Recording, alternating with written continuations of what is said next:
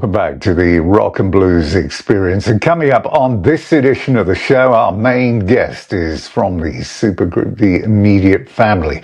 It is singer, songwriter and guitar player Steve Postell. He joins me to talk about his new album. It is called Walking Through These Blues. And we'll look back at a career that spans 5 decades and that recent planned project with David Crosby, which was about to hit the road before David's untimely passing. Now, Andy Fairweather Lowers enjoyed something of an astonishing career, really, beginning in the 60s, where he hit the big time with Amen Corner, before a solo career in the 70s, and playing with and alongside some of the music industry's most iconic names. And we're including here the likes of Eric Clapton, George Harrison, Roger Waters, Peter Frampton, Stevie Nicks, Linda Ronstadt, and that is just a few. Now, he joined me recently to talk about his new album. It's the very first time he's done a full-on blues album as a solo artist. It's called The Invisible Blues Man, and here is a clip with Andy talking about the first time that he experienced seeing and hearing the legendary Jimi Hendrix in a live environment. 67. You're 19 years of age. I mean, and you obviously don't realize the significance, I suppose, at the time, but you're touring with Jimi Hendrix. What was it like to experience hearing him in a live environment for the first time? What do you remember? I'm still shocked by it. Up until then was Eric Clapton, Peter Green, Steve Cropper, big fan of Steve Cropper, and Hank Marvin. I'm a big fan of Hank Marvin. And then this guy comes along, and he is the first brick in the wall. No one had ever heard anything like it. I remember at the sound check at the Albert Hall, which was our first big tour, first straight from Cardiff, to being on a bill with the Floyd, the Move, the Nice, Heir Apparent, and Amen Corner. We had 15 or 20 minutes. That was it. But on the sound check, I'm watching this. The Wind Cries Mary. He did, Spanish Castle Magic was another one that he did. He was phenomenal. At the Albert Hall, it was only one show, but every other show we did, 19 or 20 of them, were two shows a night. Unbelievable, that many people on the bill. The Outer Limits would play one number. And then we played, it was before Bend Me, Shape Me. So we weren't the pop group then. We did have Gin House out, and we were a soul group, basically, playing soul numbers. And Jimmy, his girlfriend, Kathy Atchin, and when asked about that tour, and Jimmy, and what he thought, what did Jimmy think of the bands that were on that tour? The Move, etc., the Floyd. And he didn't really pay attention, but he did think that Amen Corner were all right. He offered a bit of advice, didn't he? Come up and tell you? Right. Because of this club we played, the Speakeasy, which was a late night club frequented by, a lot of musicians, certainly McCartney, Roger McGuinn, Hendrix, and he was down one night and he wanted to play. He would get up with most bands, but we were playing, and he wanted to play I Can't Turn You Loose. We're playing soul numbers. So he borrowed Clive's bass, flipped it upside down, and off we went with I Can't Turn You Loose.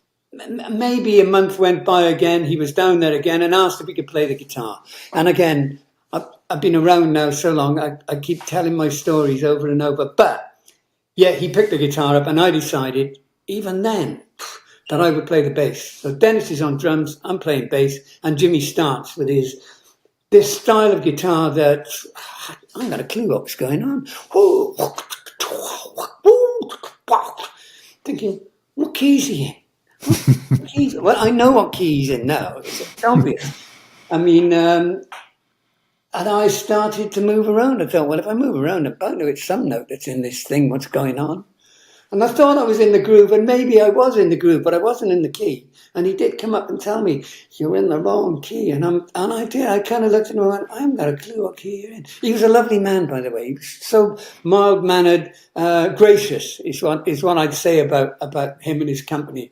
I eventually ended up, I was in New York, 1969, and got a phone call to say, Jimmy's in the studios. it's recut in stone free. And would I go down and do some backing vocals on that, which I did. With Roger Chapman. With Roger. What a combination. I love Roger too. I've met him since. In fact, I worked with him. With Bill Wyman, I worked with him. Yeah, what an odd combination. And thinking, what are we doing there? You know, I walked into the studio not knowing, and it's Roger, and I'm thinking, what are you doing here? And he must have been thinking, well, what are you doing here? So off we went, Stone Free. There's only one version of Stone Free, and it wasn't the recut version. Well, I can tell you, there are some great memories and some incredible stories in that feature, and you can watch it or listen to it if you haven't seen it yet over on the website, www.therockandbluesexperience.com. That is all one word, by the way. Also, it's up on the YouTube channel or the Facebook pages. Now, the original G3 got back together again, and if you were lucky enough to see Joe, Steve and Eric on that tour, you will know what a memorable night that was. And it resulted in an incredible new album, the Reunion Live album. And Eric Johnson recently joined me on the show, and I asked him how he came to be involved with the project at the outset, way back in the 1990s. How did your involvement in the original lineup back in 96 come about? Because it was a very different concept at the time. You know, Joe said in the past, you know, having the original idea and getting people to buy into it is not easy. You have to convince a few people. So how did you become involved? When was it first put to you that this was? Well, Joe called. Yeah, Joe called and I had done a couple of tours with Joe, warming up for him on U.S. tours. So I knew Joe a little bit, and he calls and said, hey, I'm thinking about doing this thing with, you know, 3 guitar players, Steve and you and me, and we'll do this combined thing. And I thought, well, that's cool. So yeah, we did like 3 tours together, the original lineup, I think. I made a record. But I remember him saying part of the reason why he put it together was when he first started out in the music business, he thought that it would be, you know, fabulous. You know, you do a record, then you go out on tour, and then at the end of the night, you'd all sit down and swap stories and, you know, talk guitar. And he said the reality was completely different. You know, you do a record, you go out on tour, you'd finish the gig, you'd sit in your hotel room on your own, you'd be talking to nobody, and it was a very solitary existence. Yeah. And so this was part of it, to get together with friends, so there could be a camaraderie that brewed between the 3 of you. I think so. I think you're right. And people like seeing that. They like seeing that language and that communication between people. You know, when you go see, when you used to, I remember seeing like Pat Metheny with Lyle Mays, you know, playing counterpoint piano. It was so beautiful. It was doing this thing, or Wayne Shorter with Joe Zawinul. You know, there's that thing that happens when you get more than one person focused on, and I think it's really admirable of Joe. Joe has consistently put himself with other guitar players that you know, he's very secure in his playing. I mean, he's a great player. He has every reason to be secure, but a lot of players maybe would not want to just jump in and have all these other guys that are really good, you know, like that he's done over all the years, you know, but he's cool with that, and I think that and people appreciate that. I think they feel that and like hearing that. And so many of these super groups, if you want to call it a super group, will be put together. They will, if you're lucky, they'll last a tour and an album, and then it will be musical differences. It will be they fall out and whatever. But it has never happened with G3 in any guise. And again, so you know. On this particular version, you know, the original, and then when you came back, and then when you've done it again, you seem to feed off each other's genius. Well, we're inspired by each other, and it's nice to, you know, listen to those guys and hear stuff that oh wow, that's cool. Maybe I can learn that. You know, it's nice just to be in that atmosphere where you're being inspired and stimulated and that kind of thing. Yeah, it's another great conversation that with Eric. And again, you can see it and listen to it on the website or YouTube or Facebook. Dado, it's on to the main guest of this show. Steve Postell has been a fixture of the industry for 5 decades or so now, and he remains incredibly busy with the band, the Immediate Family, who are putting finishing touches to a new album, and also as a solo artist. His new album, Walking Through These Blues, is out now. I met up with him a few days ago, and we talked about that new album and the ongoing project that is the Immediate Family. And we touched on some of the memories of working with David Crosby.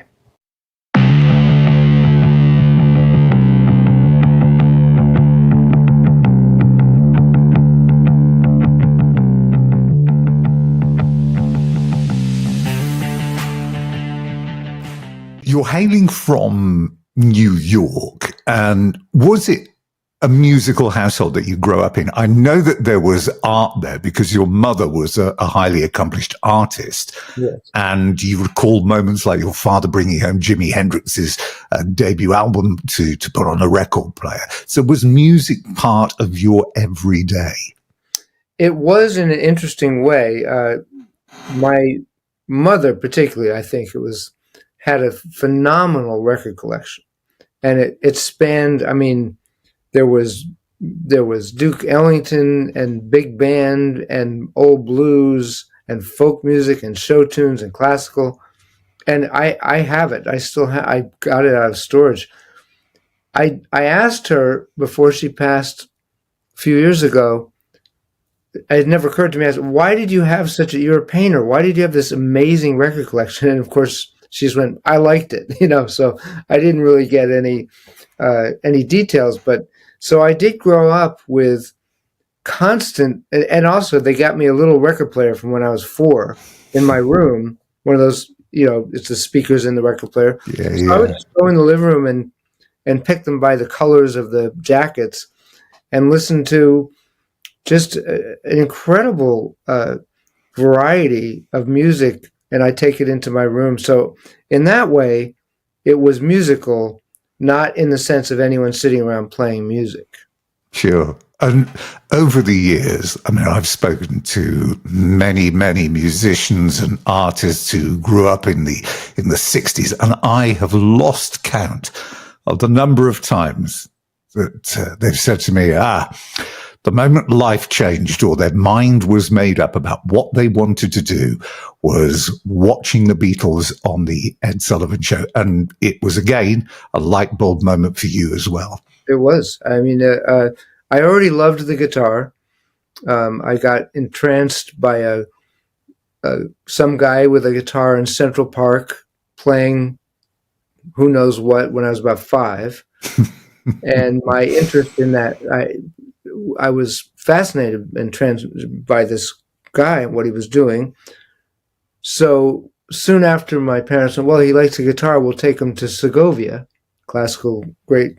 Yes. I think either a town hall or a Carnegie Hall. I loved that. Of course, they didn't know, to them that was guitar. So I saw that, and I did love that, which I think also gave me the impetus to study classical guitar. But within a year, why I was awake or allowed to watch it, or maybe I always watched it, but I watched the Beatles on the Ed Sullivan Show, and I had never seen an electric guitar. I just saw the guy in the park, and I saw Segovia, and there were these super cool looking guys playing these electric guitars, and that really was it for me. I mean, I didn't really have another path ever that was as serious as that. You said, actually, one of your quotes that I saw somewhere, you said, about the Beatles, they are the beginning, the middle, and the end, and that's it. Well, I feel that for me, there's the 3 Bs. There's Beethoven, Bach, and Beatles. and that's personal, but that's what I put as the triumphant trio of the greatest music that will probably ever get made. That's what it was for me. You mentioned Segovia. Was this your first ever experience of music in a live environment? Yes. Yeah. That was the first thing I ever saw other than a guy sitting in the park on the great lawn playing, was Segovia in concert. And this guy's repertoire was just something quite extraordinary. Of Spanish origin. Of course, of those who know or who don't know, but he is a national institution. Surprised outside of great guitar players or people like yourself who have studied the instrument, we don't see as much of his name and his works as maybe we should do.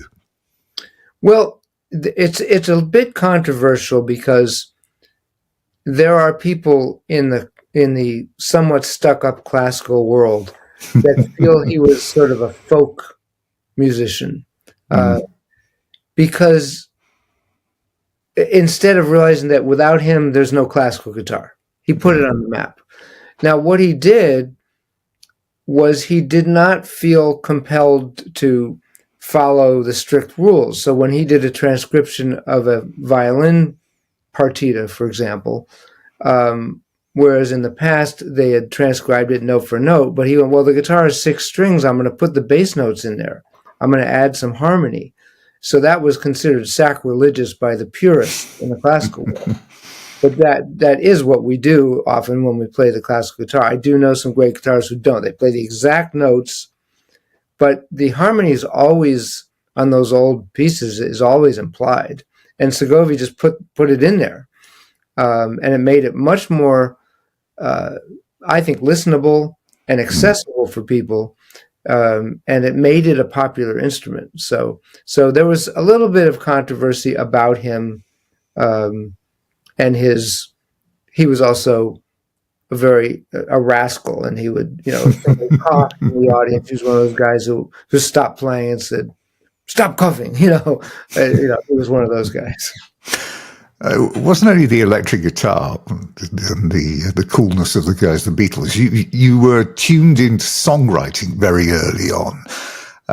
Again, I like the story of your first attempt at writing a song, age 13, Mr. Sandman, which could have been a life-changing moment had it not had a striking similarity to another hit of a few years earlier. Well, it wasn't striking. It was exact. I wrote the song. I was 13, probably 8th grade. Ran into school to play for my friends, and one of my friends who was already had a bunch of records looked at me and said, Isn't that Mr. Tambourine Man by Bob Dylan?" And I've always thought that was what was interesting about it was I didn't know I was doing that at all.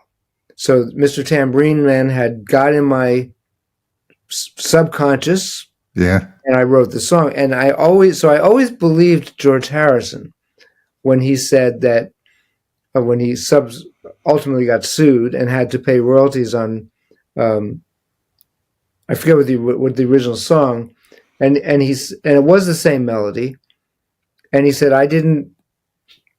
Yeah, it is. I'll pay, but I didn't know it was," and I believe him because it happened to me at 13 years old. It's a brilliant story. Your guitar teacher, your Spanish guitar teacher, a guy called Richard Nieves, had a big impact on you as well growing up. I mean, lots of other people, again, when you talk about things like this and their guitar teacher and their guitar school, they'll always say, yeah, but they wouldn't let me do this, they wouldn't let me do that, and it was all rubbish. I just wanted to get and play my Fender. But not you. I mean, you had a great relationship with him and a lot of respect. He was tremendous. Matter of fact, I tried to find him for years, and there was he wasn't a social media guy, and ultimately I did find an obituary, sadly, a few years ago. But he, those early influences are so profound, and I could have gone a lot of ways. I could have had a lot of different kind of teachers who could have even turned me off of the instrument if it's the wrong teacher. But he was sort of a gypsy. He played flamenco guitar, he played classical guitar, he played folk music. He had a folk band, kind of like Peter, Paul, and Mary type of thing. He was a singer on Broadway. He was a dancer. So from day one, first day I sang Tom Dooley, the old I still remember that. He hand wrote everything. I still have his books. Like he didn't print it out. I mean, at the time it was not easy to print things out. Every week he'd handwrite the notes so he taught me notes and how to read and I was singing from the first day, and then ultimately I did gigs with him when I got a little older. We would do duo gigs, and he played the flute, so we would do guitar and flute music, and it was just a great relationship, and it was very freeing because for him there were no boundaries. Like it's got to be this. He had the first Stratocaster I ever saw. He had a maple neck Strat and brought it over, and I just was so fascinated with. To this day, I do have rosewood neck ones, and I like them both. But because that first one I put in my hands had a maple neck, that's the guitar that's like the most meaningful to me. Being in the right place at the right time, twist of fate, call it what you like. There's him on the phone, you're in the room, he can't do a gig, you end up heading out on a national tour for, was it Man of La Mancha, this was a big thing as well, because the original Broadway version of this had ran for something like 2,400 shows and won 5 Tonys. I mean, it was an extremely well-known production. So, yeah, I mean, incredible for you to be there and pick this up.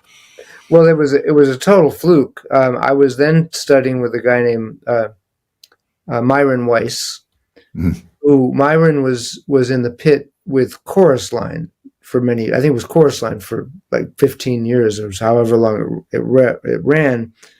And I was studying with him because at the conservatory, which was called Mannes College of Music, now connected with Manhattan College of Music, they at the time wouldn't teach anything other than classical music. Like everything else was verboten, as they would say.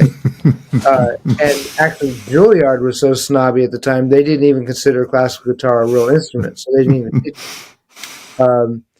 But I wanted to learn what chords were called and how they worked and harmonies.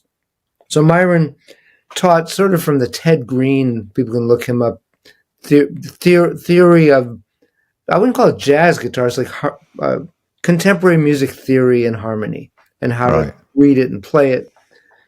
But I could already play. I mean, I was at the conservatory, I was already doing classical concerts and stuff. So he knew I could play. So it was a lot of fun because I could play, but he was teaching me all this great stuff. And he got a phone call. I was in his little apartment studio on McDougal Street in the Greenwich Village, and there weren't even phone machines yet. When the phone rang, if you were on the other line, you got a busy signal, and if otherwise, it would just ring and ring. So he would pick up the phone, and I kept practicing, and then he looked up at me from the conversation and goes, "Hey, do you want to go on tour with Man of La Mancha?" They had offered him the gig because he had played it at Lincoln Center years before, and but he was already in the chorus line. He didn't want to go. And then he went, "Well, there's a guy right here who could do it," So out of the blue, I didn't even finish music school because the next thing I knew, I was on tour. They wouldn't let you take the time off, would they? You went to ask them if you could take a few months off. I'm going to do this, and they said, "Absolutely no chance. You will have an incomplete on your report." But I mean, it was $1,000 a week. This is big money. Now it's like probably $4,000 a week now, but it was an incredible opportunity. And I went to the headmaster and I said, "Listen, I want to take a leave of absence. I got this 3-month tour." And I thought he'd go, "Wow, that's great. We've been training you to be a professional musician, and here you are."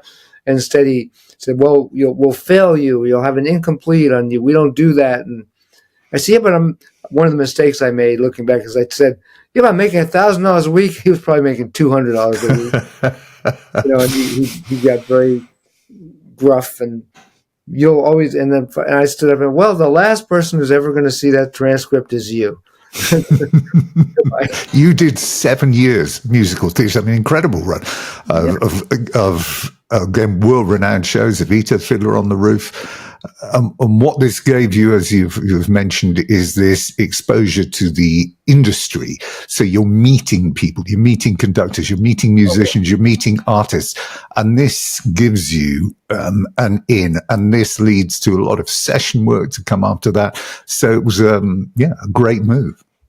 Well, it was unexpected, and next thing I know, I mean, it was one of those things where once you had a show, you probably were going to get a call if you did a good job for another show and another show and another show until finally I decided I needed to move away from doing shows. But and then very quickly I stopped getting calls. When I turned down 2 shows, and that's the last call I got, because there was always 10 guys wanting that chair. Again, which differentiates me from, say, the guys in the immediate family who started in rock and roll and then played all these rock and roll records and tours. By my first professional job being this Broadway shows, the people that I met were people who were the conductors who would say, "Can you come in and do this? We're doing a movie score thing. I need a guitar." Or the other musicians who had a jingle session. And so I kind of got steered. Not that I always did my band and records and rock and roll, but that was a liaison, was an opening into the more. I'm trying to figure out how to describe the difference between there's the rock and roll world and then there's that sort of session world where all the other music gets made. Your involvement in bands as well, Chain of Fools, which was a great name for a band, actually. Chain of Fools, playing the live gigs at the Red Lion, I think was and then of course you have Little Blue, where you're playing hundreds of live gigs every year. So you manage to traverse this tricky path from moving away from one area of the industry and into the next one fairly well. On the face of it, it looks seamlessly. Well, there's an actual to me, it's an interesting story about those bands. I mean, Little Blue was playing 230 gigs a year. That's for 10 years. But what basically, so here I was playing Broadway shows at night or off Broadway shows, doing sessions in the day. Some would be a TV show, whatever. And then like once every 3 or 4 weeks, my Steve Postell band would play a show at the bitter end or something like that. So the 2 things were true. One is I was always a little nervous because when you do it once a month, it's intense and you're not in a groove with it. And I had met a guy named Lonnie Mack. I had a brief stint with a band called Pure Prayer League. I just went down to meet them, played a couple gigs, and we did a night. I guess I don't know who opened for who, but we did a night with this guy named Lonnie Mack. Lonnie was one of Stevie Ray Vaughan's real idols and inspirations.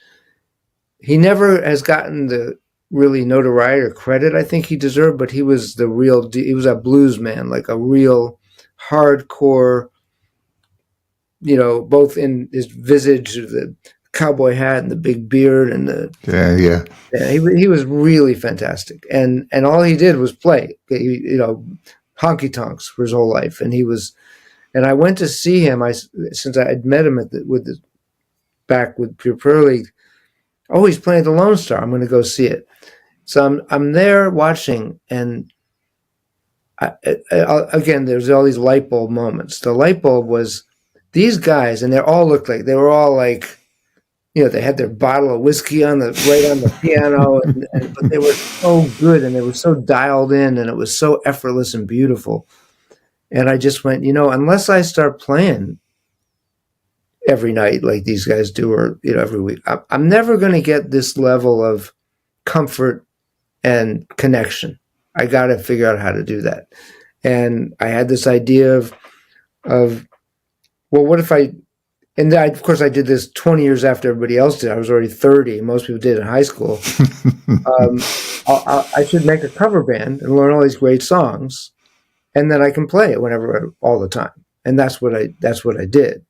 And it was a blast. So Chain of Fools into Little Blue were these wonderful, with great musicians, great cover bands that and Little Blue turned into an original band as well. But that gave me the opportunity for 10 years, more than 10 years, for like 14, 15 years to play hundreds and hundreds and hundreds of shows and get that Malcolm Gladwell 10,000 hours under my belt of doing this thing where you get a comfort level. Also, you get a comfort level in terms of that no matter what's happening out there, you can play. So if there's 3 people or 2,000 people, or if there's a bartender making noise, or one time there's a donkey above you whose tail lifts and smoke comes out of his ass, and you still have to play. You get to the point where you can just play. You have to play, and you play. One of the beauties of having this varied career that you have, and you've been in it as long as you have, is it's littered with just great stories. And I think one of the best was getting a call from something of a sporting legend, the tennis player Vitas Gerulaitis, who wants you to put a band together with another couple of hellraisers, Bjorn Borg and John McEnroe, who always fancied himself as a rock and roll star, didn't he? For live gigs around the new year. So when that phone call came through, did you think it was somebody joking on the other end of the phone? No, because I knew his friend. I knew that Bobby Chenard, who was his friend. It was the great drummer from Peter Wolf and Billy Squire's band. Yeah, one of the great drummers since passed away. So I knew Bobby. Bobby was playing with Chain of Fools at the time, and he said, so I knew it was legit. And Vitas looked like a rock star. He was dressed like a rock star, but he couldn't play like a rock star. So basically, we took my band, and I guess he kind of played, but I sang, we played, and we went to... What did Bjorn Borg do? Oh, Bjorn had his own band, so this was just Vitas' band. This is just Vitas? Yeah. And we went to Aspen, Colorado, we played New Year's Eve, and everybody... Vitas was like most people now don't know who he was. He was very beautiful and a real charismatic guy, so everybody wanted to be around him and know him. So, I mean... I remember it's a little vague, but Cher was there and Stallone was there, and on the stage with Buddy Miles sat in, and Al Di Meola sat in, and all these. It was a pretty crazy scene playing with him. You met John Oates there, didn't you, for the first time? That's when I met John Oates. Yeah. John came up and played. When did you first meet David Crosby, and how did that occur? It was around 97 or 98. David had discovered that he had a son named James Raymond, and his son turned out to be a brilliant musician, just by DNA. The adopted parents weren't musicians, and he was already professional. He was touring with the Spice Girls at the time, and So James Raymond, his son, and my friend Jeff Pivar and David created a band called CPR, Crosby, Pivar, Raymond, who did 2 or 3 wonderful records. 97, maybe 98. And Jeff called me and said, and he told me about it, and he said, "Hey, I'm in New York with David Crosby and James Raymond, and we need a place to write for a couple of days for our first album." And I had a recording studio in the city, and so it was great. I got to hang out and meet David Crosby. So that's when I met him, and he spent a couple of days in my studio, and then over the years, I got to be close with James, and Jeff and I have always been close and playing music together, and eventually David and I'd go to shows, and eventually we wrote together and did some shows together. So we got to be friendly over a course of however many, was that 25 years or more? More than that. You'd been working with him again. I mean, he'd announced his retirement, and then he's working again with you. The band was getting ready to tour. You had everybody back together, all the original people, so you would have the sound engineers and you had the road crew and everybody knew each other. Yeah. And to whet the appetite even more, you said at the time, look, you know, this is as close as you'll get to Crosby, Stills and Nash and that sound and how they sounded. So with that as a setup, I mean, it just had everybody going, right, wow, this is going to be amazing. Well, David wanted to, so David and I knew each other. He'd sang on a couple of my records. I'd played on a couple of his records. We'd written together. And we'd done some one-off shows, like a benefit show or a festival. But I never was in the touring band. Just he had his guys. And yeah. that was fine. And we were having lunch, just hanging out up in San Ynez, where he lived up in above Santa Barbara in California. And he said, well, Steve, I'm done performing. I said, what do you mean? He goes, well, I had the surgery on my hand. It was supposed to fix this problem, and it actually got worse. And he said, I can pick up a guitar, I can write, but I couldn't play 2 hours of a show anymore. My hands couldn't do it. And I said, well, I could play your parts. And he didn't really say anything, but sure enough, a couple months later, he called me up and said, you know, when you said you could play, you really think you could do that? And my response was, David, I can play Bach, I can play David Crosby. but it was just as complicated as learning Bach, to be honest with you. So we spent a couple days at his place, and I filmed him. Thank God I still have this film, but it'll die with me. It's not for public consumption, of him showing me all the tunings and how he played, how he fingered things. And then about a month, I learned it all. I went back about a month later. I said, okay, let's play. And so he could check it out. And he went, wow, this will work. Let's do it. Let's put the band together. But what he wanted to do, I think especially with me playing and him just being free to just sing, he wanted to do a little bit more of the repertoire from CSNY as opposed to just David Crosby, which is a beautiful repertoire. And he has all these incredible solo records, but he wanted to expand it, I think. So we were learning, we went back, we were doing Wooden Ships. We were doing stuff that he hadn't necessarily been doing in his solo shows. And beautiful band we put together, and we had the three of James, Raymond, and David and I rehearsed a bunch, and then we brought in the band. Thank God we had one full rehearsal. That I'm really grateful that happened. I could really hear how special it was going to be. Was that the one at Santa Barbara, literally the week before?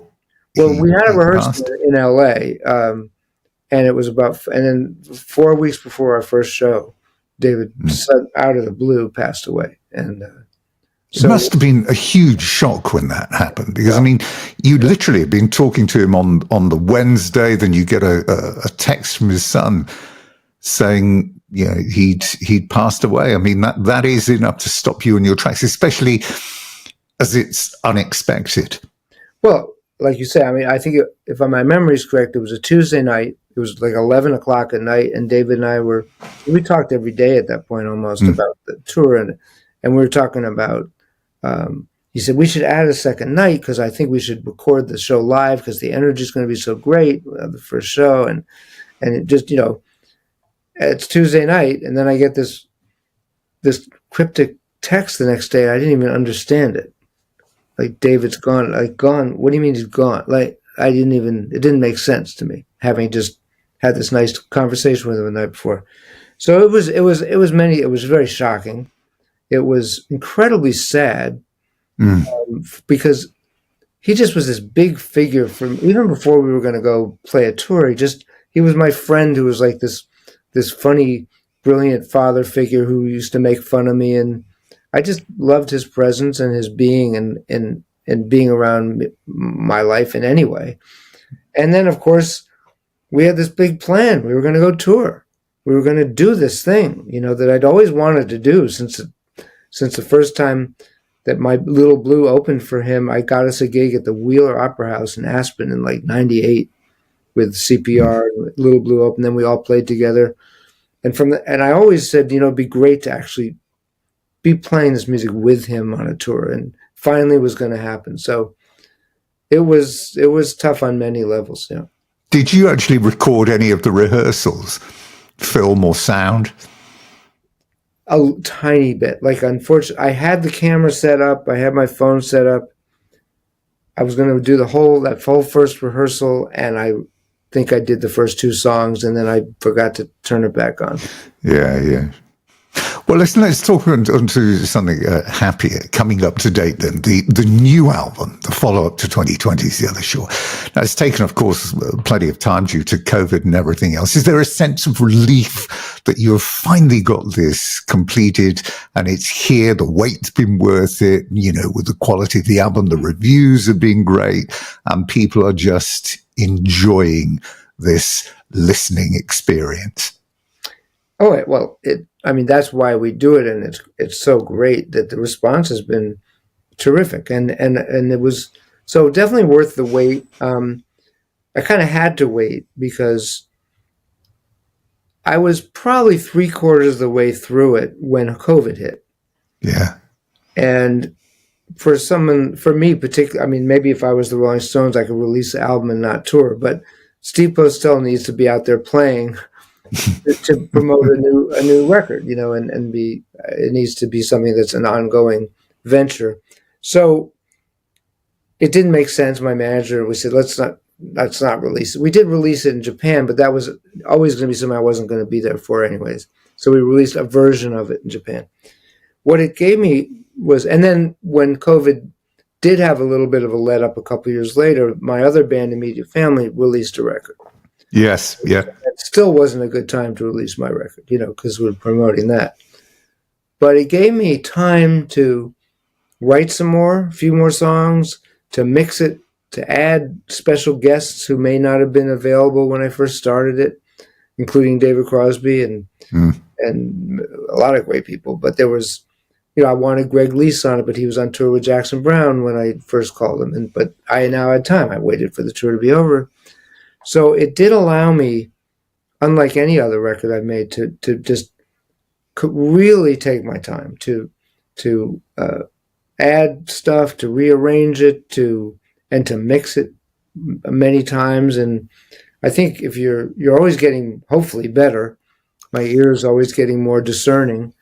So as time went on, I was able to really get those mixes more evolved than they were when I started. So it worked out fine. The timing is great. Immediate Family doesn't have a record out for another 4 or 5 months. And it is very gratifying because it's, especially now that it's digital, like it's out there, it's in the world. I can't lose it. I can't lose the master tapes like in the old days. It exists, and now I can move to other things and promote it and play that music. But it feels great, and I'm very pleased that the response has been really great. And I think what I'm getting from what people are saying and in some of the interviews is that this record it's not a throwback in that it sounds old, but it relies on what I was inspired by, which is storytelling, melody, great performances, great arrangements, great sound, sonics. So it's an older paradigm of what went into the stuff that I was influenced by, and I think people need it. I think people it's so great to hear this, to hear something like this again. Well, it is because, in a time when overcomplication seems to take over as every aspect of creative life in particular and existence, you did sum it up perfectly when you said, when I make a new record, I'm not reinventing the wheel. I stay true to the traditions that inspired me. So the music, the honesty of the music, the telling of those stories, played by real musicians. And it's easy to underplay that last one as well, especially in this day and age with so much AI creation. Real musicians is real music. Yeah. It's look, I love technology. I'm sitting here in a studio that I could only have dreamed of in a fantasy life back when I started. It cost millions of dollars to build a great studio in 1979 or whatever when I first went in. So the power of the tools that I have at my beck and call, it's joyful for me to have that. But I'm not using it I'm still making real music. I'm not using like one of those programs that gives you the chords for you and plays the chords, or I'm not quantizing every instrument to the grid. I'm not tuning every note.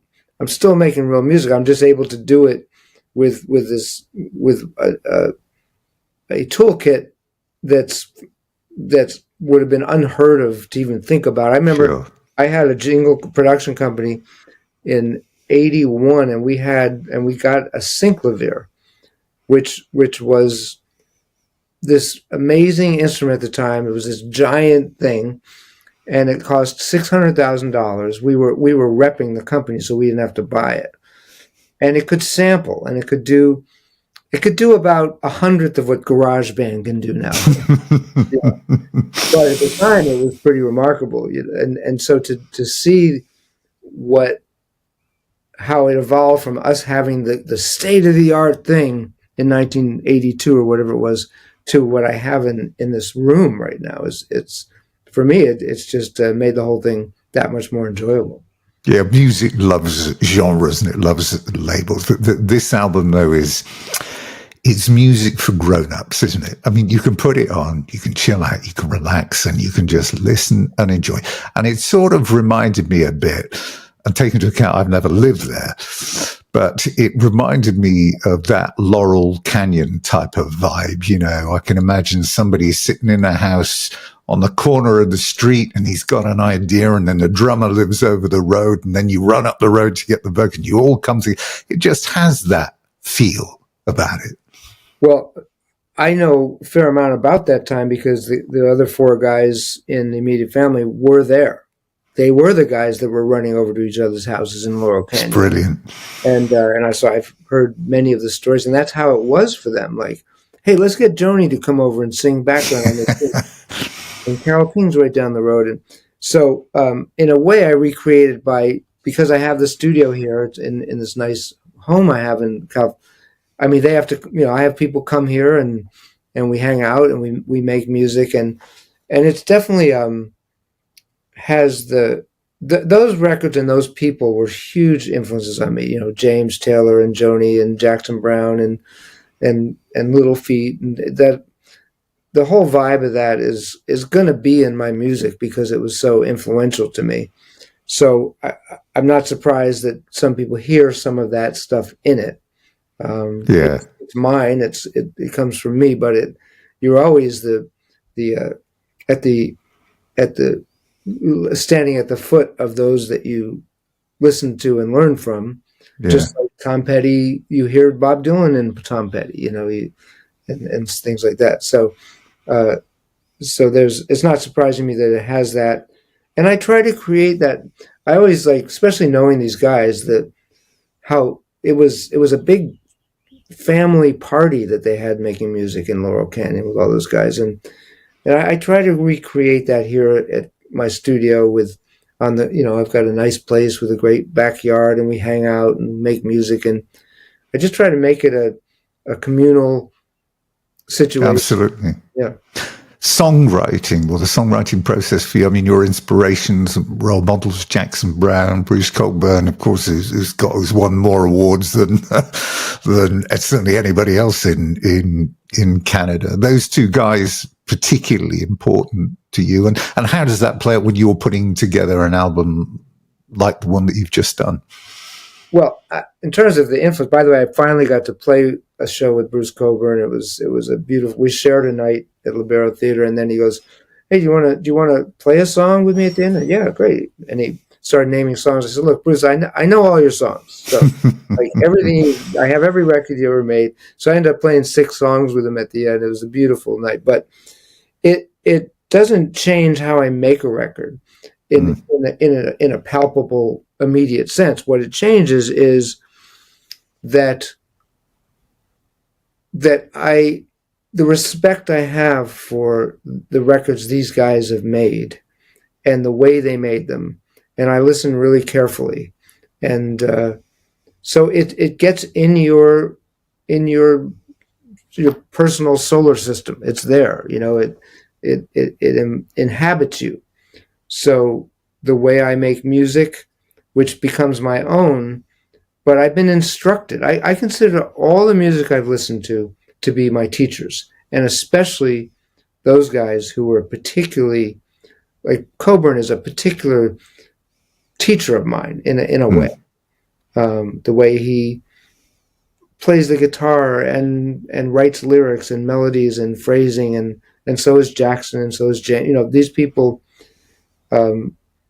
they were my songwriting teachers. Not I didn't go to school for it or anything like that. Are you a Joni Mitchell type of creator then? Somebody who puts the words first, or are you into the hook and the melody, or do you start? Is it the music? How do you construct? This is an interesting question because yes, Joni Mitchell has said that she always writes the words first. I think it's probably true. I know people always write the melody first, whatever.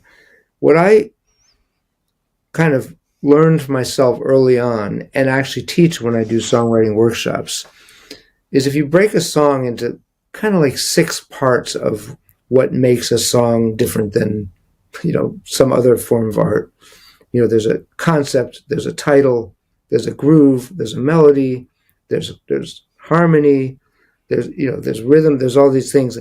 So I feel, and I actually do teach this, that why not be able to start a song from any one of those places, right? Rather than always the same place, if it works for you. For me, that way, if I get stuck, I'll go to another inspiration point, including another instrument. Maybe I'll go over to the piano from the guitar.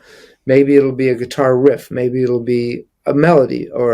So I've dreamed melodies and put them on my phone and written a song. It could be a drum groove. I've written a lot of songs where I hear a drum groove and I'm going to steal that groove and see what comes out of my head when I'm listening to that groove. So I don't have a method. I try to actually purposely not have a singular method of how I write. As a producer, you said one of the gifts is being able to bring in the right people. And as you've spent a lifetime in this business, you've met and worked with so many great people. And you've gathered together this rich list of experience and talent on this album.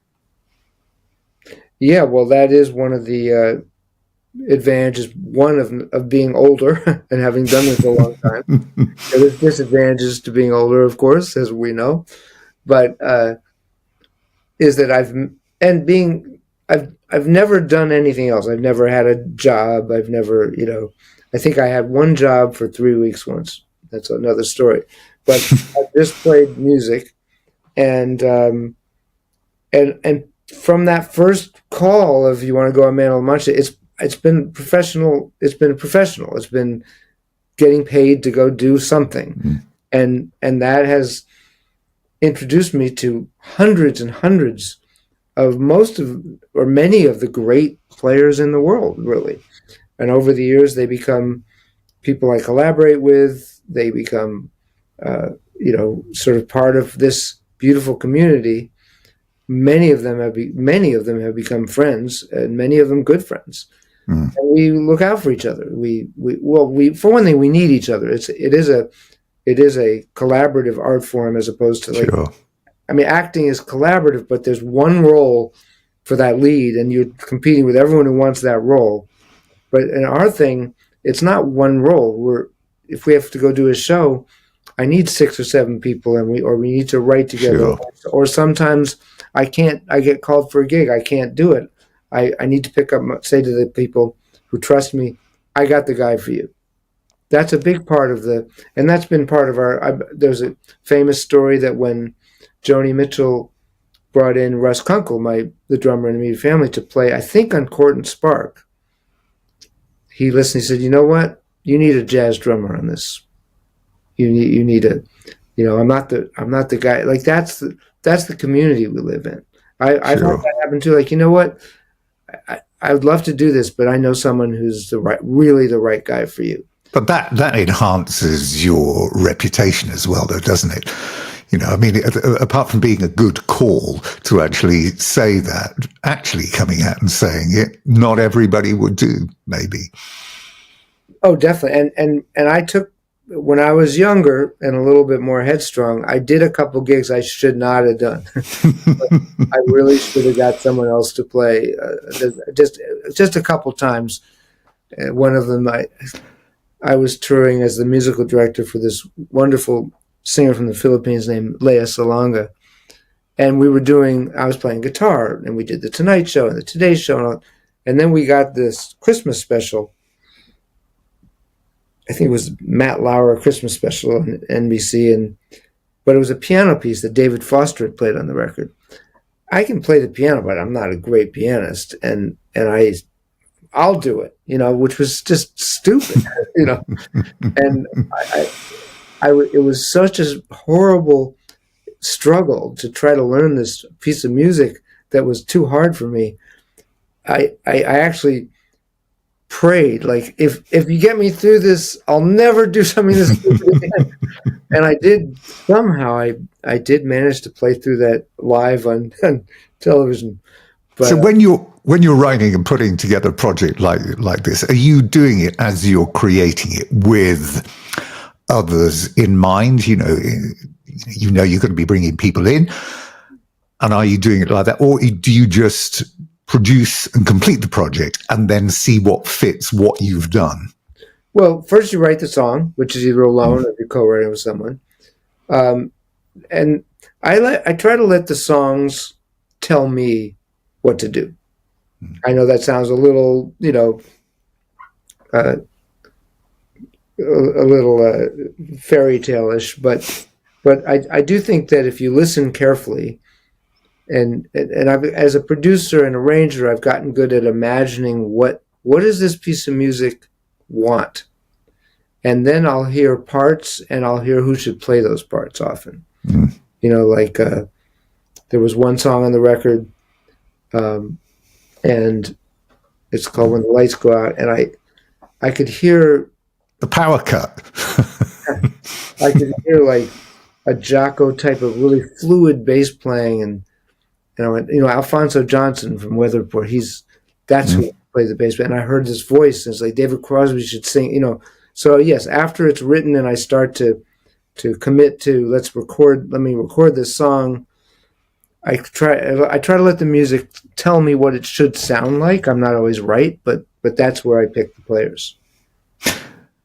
It's all about the live for you. Again, you've said this before. So again, are you thinking as you put this together, yeah, this is going to be great for the live set. This is going to translate brilliantly to a stage environment. And if we do a live album, it's going to look great on that as well. Well, I love playing out, and I think that's the meat and potatoes of the whole thing is having an audience. I love both things. If you said we're going to either take away the studio from you or we're going to take away the stage, I'd say I got to be on the stage. You know, that's kind of for me but they're both great, and I love the process of both. But ultimately, I want to get on the stage and play music, have an audience there, interact with other musicians, and have that real time experience that only happens in that moment. You know, that song will never sound the same again. It's that night. It sounds like this. 12 tracks on here. It's not a short album. It's a really high quality product right the way through. And it's funny, isn't it? People always hear different things when you put it on and you turn it on for the first time. People talk about Tom Petty, and yes, you can hear a bit of that. But do you know the one artist that came immediately to mind within 20 seconds of the opening track for me was Paul Simon? Huh, interesting. Well, Paul's one of the greatest genius songwriters who will ever live. And another, I mean, I don't usually list him because, you know, it's not as direct to what I do as like a James Taylor, but in terms of where I put him on the Mount Everest, there's no better. and that's a great compliment. But again, someone who played really beautiful guitar parts, had the arrangements, even the simple arrangements, if you listen to those old records, were just brilliant. And of course, lyrics and melody, unparalleled. So what gave you the most pleasure about that album, putting it together? When you sat back and listened to it first time after you'd completed it, you know, everything's done and dusted. Was there a particular track that stood out for you? Something you thought, you know, that, for me, that was it. I wouldn't say, they all have different things about them. Yeah, it's a stupid bloody question, actually. No, I don't know why. it's not, there could be something. I mean, I'm particularly, I did have to listen to it again recently because I remastered it before we put it out. The one that crosses on that When the Lights Go Out is, it's just some beautiful textures that people lent to it. I think that came out in terms of my vision of what it could be. It feels that way. But yeah, it's satisfying because I feel I did the best I could do. That's why it's satisfying. Like, I don't listen to it and go, oh, I should have done this, I should have done that. It almost was that way because I thought I had it mixed. This was the first time before. Now I've since had more time and added more songs, and I played it for a fellow named Ed Cherney, who's since passed away, who was one of the greatest engineers who ever lived. Mm-hmm. And I thought Ed was going to go, lower the voice, pan the guitar a little more, change the EQ on the bass, or get me technical things. And he said, you know, there's so much care in this record. There's the words, the melodies, the playing, your guitar playing, and the mix is so careful. He said, I want you to go back in and mix this record like you're playing a guitar solo. And that's when the record came alive for me, when I went, I think I got what he was saying. Like, I needed to bring some passion to the mix, not just a technical expertise, and make the mix have the same juice that playing this music had. And once I did that and heard it back and went, now this feels really good. The other way, you know, that you're talking about a great album here is when you look at the reviews and you listen to people talking about the album and talking about what they liked, you know, most about the album. Everybody is picking different tracks. Yeah. Yeah. They're not going, and everybody isn't gravitating towards the one piece there because, you know, apart from the opening track, the other one that stood out for me that I liked was Buried in Stone, that slow blues thing. That for me, I loved it. Great track. Thank you. Well, you know, I try to not repeat myself. You know, I always write more when I'm ready to make a record. I have more songs than the record, so probably had about 17 songs and brought it down to 12. That, not that they were better than the ones I left off, because they'll the next record, but that fit together and bring you on a journey as a listener where I want each song to be its own little universe for you, like those, and like, oh, I haven't gone here yet, you know, and yeah. So lastly, then, busy year ahead for you. What is upcoming? I mean, I know you touched on before we came on live talking about a potential trip for the very first time to the UK, which is quite incredible that you've managed to stay away for your entire life. Well, the timing of you saying the last question is great because I have an interview in 5 minutes. Brilliant. Yes, what's coming up right immediately, which is, I mean, in 4 days, is I go out on tour with what's called Our House, the music of CS. Yeah.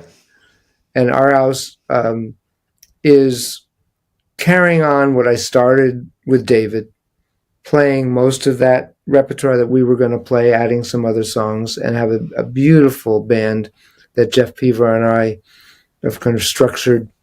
And we play that music in an authentic way. It doesn't mean we're copying every note, but it means it feels, I've got great singers singing the 3 parts. I've got great players playing it. We're playing a lot of the arrangements that I learned and Jeff learned from playing with them. And it's just it's a very gratifying project, partly because I was so dismayed that I'm never going to get to play these things that David showed me. This doesn't feel fair. Now, sadly, he's not there, but he's there in spirit. And so we're going out on tour. It's called Our House, and that's next. And then after that, and I'll finish up quickly, is the Immediate Family has a record that we finished. I have to start putting it together for mix when I get off the road, which is our versions of the hits that these guys wrote or produced. So there's Werewolves London's on there, Lawyers, Guns and Money, Somebody's Baby, New York Minute, it's all there. Dirty Laundry. It's our versions of all those great songs, and so that'll be some, whatever it takes to mix that, and then of course I'll be out promoting this record. Well, that was Steve Postell. His new album, Walking Through These Blues, is out now. Look out for that. And the new album with the Immediate Family is coming too. And later on this year, for the very first time in his career, he's going to be playing in the UK with the Immediate Family. And that is it then for this edition of the show. Coming up, we're going to be talking to one of the most exciting new bands of the last few years. Based out of Nashville, Parker Barrow will be on the next edition of the show. And if you are new to the band and their sound, then check out the debut album, which was released last summer. It's called Jukebox Gypsies, and it is one of the best debut albums of any band in recent times. So greatly looking forward to meeting up with them for the first time. For the moment, though, that is all for this edition of the show. Hope you enjoyed it. Look forward to your company next time out. From me, Tim Cable. Bye-bye for now.